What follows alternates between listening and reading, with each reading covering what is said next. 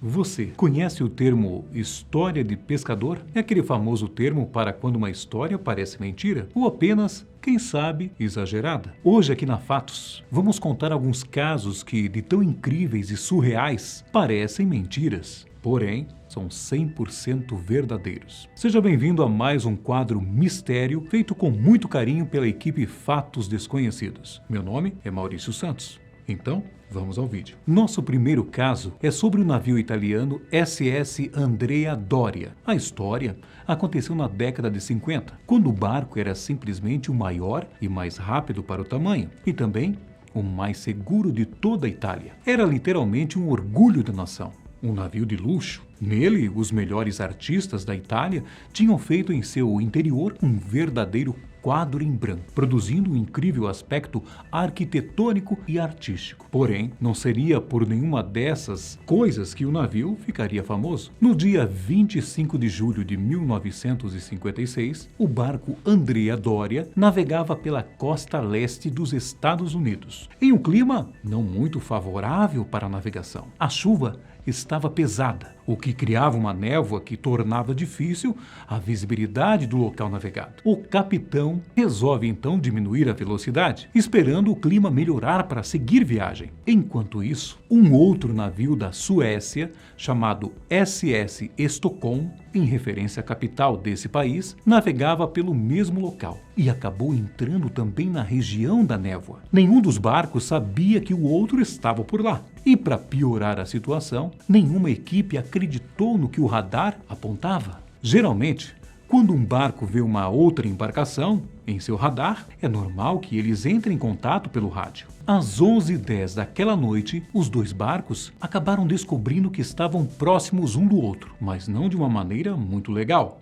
Sem saber que estavam em rota de colisão havia algum tempo, a proa do navio Stockholm acertou a lateral do Andrea em cheio. O acidente deixou 51 mortos, sendo 46 do barco Andrea Doria e 5 do Stockholm. Porém, não para por aí. O caso repercutiu mundialmente e vários jornalistas do mundo inteiro foram chamados para cobrir o caso. Um deles, Edward Morgan, que trabalhava para a rede americana de comunicação ABC, entrou no ar para falar sobre o acidente. Poderia ser mais um dia normal em sua profissão. No entanto, aquele caso em específico era muito importante para ele. E isso porque sua filha Linda era uma das passageiras do barco Andrea que se encontrava naquele momento sumida e possivelmente estaria morta. Em um ato extremamente profissional, Eduardo deu a notícia sem citar sua filha e o difícil momento que passava. Porém, rapidamente uma história chegou até ele. Bem, acontece que pouco após os navios colidirem, um trabalhador da embarcação sueca escutou uma menina chorando, próximo à proa do navio, ou seja,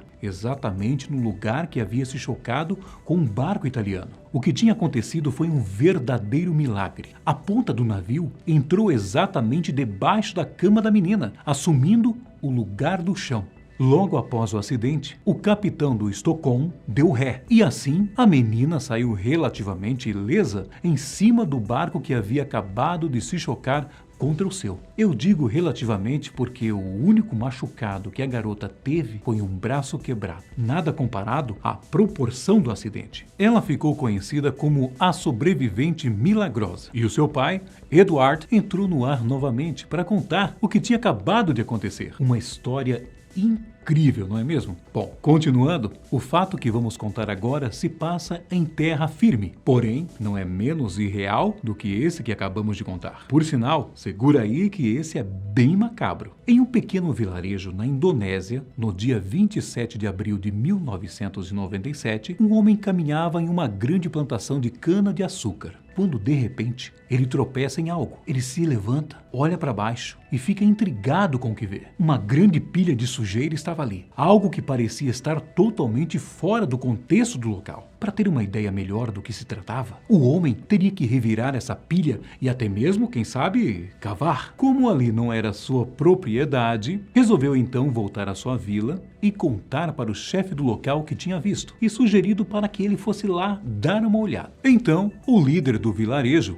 o homem que passeava pelos campos e mais alguns outros foram até o local. Eles enfiaram um graveto na pilha de barro e quando tiraram o graveto, saiu um cheiro horroroso. Os homens ficaram preocupados e resolveram avisar as autoridades. O que as autoridades falaram foi que os homens deveriam voltar lá e descobrir do que se tratava então. De volta ao local, os homens começaram a cavar e começaram a tirar a grande pilha de lama e sujeira. De repente, um dos homens bateu a pá em alguma coisa diferente. Ao tirarem um pouco da lama, um rosto feminino apareceu, assustando todos que estavam no local.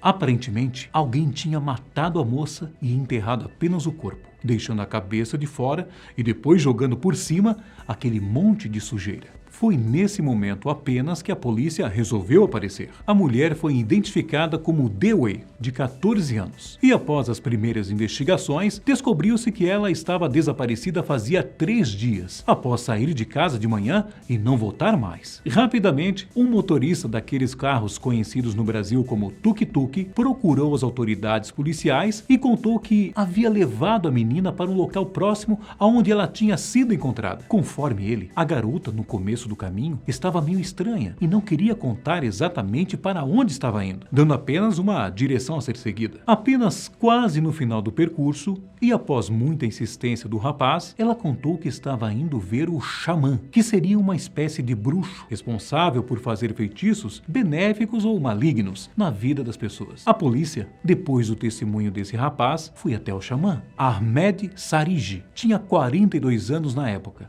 E prepare-se, que a história a partir daí ganha rumos bem macabros. Quando perguntado se Ahmed já tinha estado com Dewey, ele inicialmente negou. Porém, após sua casa ser vasculhada e os pertences de Dewey serem encontrados no local, Ahmed disse que tinha uma confissão para fazer. Ele não apenas tinha matado Dewey e a enterrado com o pescoço para fora, como também feito exatamente a mesma coisa com dezenas de mulheres, sempre levando os corpos para a mesma plantação de cana. A polícia foi ao lugar novamente e depois de revistar o local, dezenas de pilhas de sujeira foram encontradas. E embaixo de cada uma delas, uma mulher estava enterrada. Eram 42 no total. No julgamento, Ahmed explicou por que fazia aquilo. Há cerca de 11 anos antes, ele teve um sonho bem vívido, onde seu pai teria chegado a ele e dito que, caso bebesse a saliva de 70 mulheres, ele seria imortal. É lógico que essa história gera dúvidas. Afinal, seria mesmo necessário matar essas mulheres para beber a sua saliva? De qualquer maneira, Ahmed confessou que para atrair essas mulheres, dizia para elas que tinha poderes sobrenaturais. Conforme ele, seus poderes seriam capazes de dar às mulheres beleza e riqueza. Por mais suspeita que essa história possa parecer, fato é que Ahmed conseguiu enganar muitas mulheres, não só em sua aldeia, mas também nos vilarejos vizinhos, atraindo assim uma grande quantidade de clientes, se é que podemos chamar assim. Se você acha que essa história acabou, segura mais um pouco aí. Conforme Ahmed, as mulheres vinham até sua casa em busca de riqueza ou de se tornarem mais bonitas. Ele dizia então que elas deveriam retornar em uma noite específica sem avisar para ninguém sobre o que estavam fazendo. As mulheres então retornavam e junto de Ahmed caminhavam através de um cemitério até chegarem ao canavial. Lá, Ahmed pegava uma pá e pedia para as próprias mulheres cavarem uma cova. Tudo isso alegando fazer parte de um ritual. Quando a cova estava funda o suficiente, Ahmed pedia para que elas então entrassem no buraco. Caso alguma delas ficasse nervosa, ele dizia para se acalmar que tudo fazia parte do ritual e que já foi feito por várias e várias mulheres. Ele, então, em um ato de extrema crueldade, preenchia o buraco com terra novamente, deixando apenas a cabeça da mulher para fora. E logo em seguida, a estrangulava com uma corda. Como se não bastasse a esquisitice do crime, Ahmed ainda retirava o corpo para fora para recolher a saliva da vítima. Olha só. Depois, recolocava o corpo no buraco, garantindo que o rosto da mulher estivesse direcionado para sua casa. Conforme ele, o fato das mulheres olharem para ele durante o dia inteiro o dava mais poder.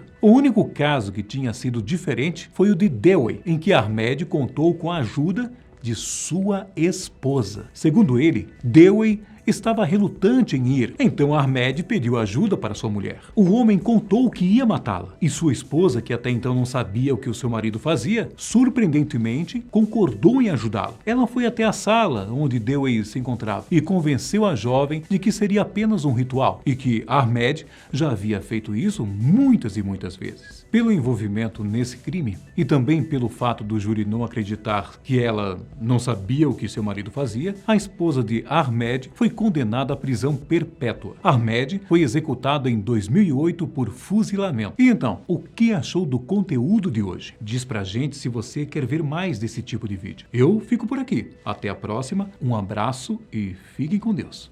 Tchau.